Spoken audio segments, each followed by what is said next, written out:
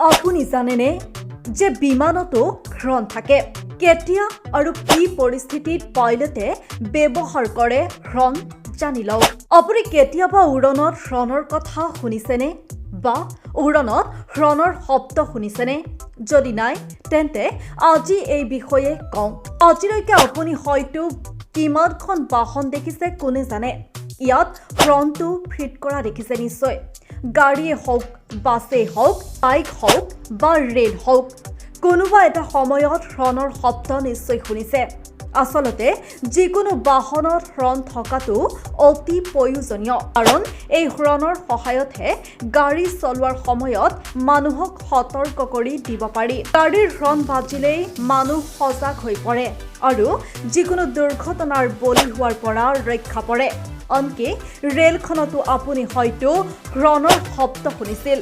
যিকোনো ৰেলে প্লেটফৰ্মত উপস্থিত হোৱাৰ ঠিক আগতেই হৰ্ণ বজায়, যাতে কোনো যাত্ৰী যদি প্লেটফৰ্মৰ ওচৰত থাকে তেন্তে তেওঁ তাৰ পৰা উপযুক্ত দূৰত্ব বজাই ৰাখিব পাৰে। কিন্তু আপুনি কেতিয়াবা বিমানত স্থাপন কৰা হৰ্ণৰ কথা শুনিছেনে বা ইয়াৰ শব্দ শুনিছেনে?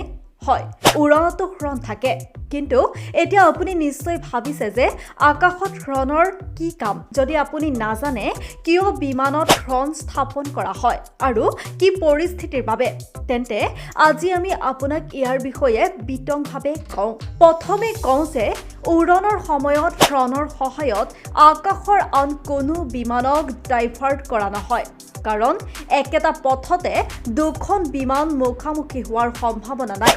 ইয়াৰ বাহিৰেও বিমানখনত স্থাপন কৰা শিংটো চৰাই আঁতৰাবলৈ ব্যৱহাৰ কৰা নহয়।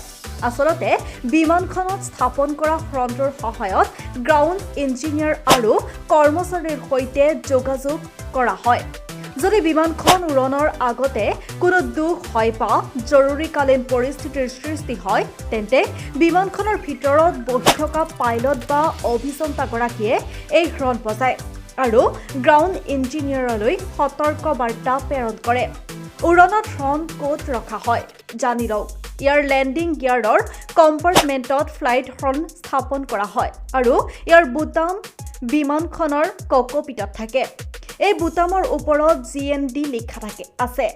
এই বুটামটো টিপিলেই ফ্লাইট এলাৰ্ট চিষ্টেম সক্ৰিয় হয় আৰু চাইৰেনৰ দৰে শব্দ নিৰ্গত হয়। বিমানৰ অট'মেটিক হৰ্ণৰ শব্দৰ পাৰ্থক্য কি?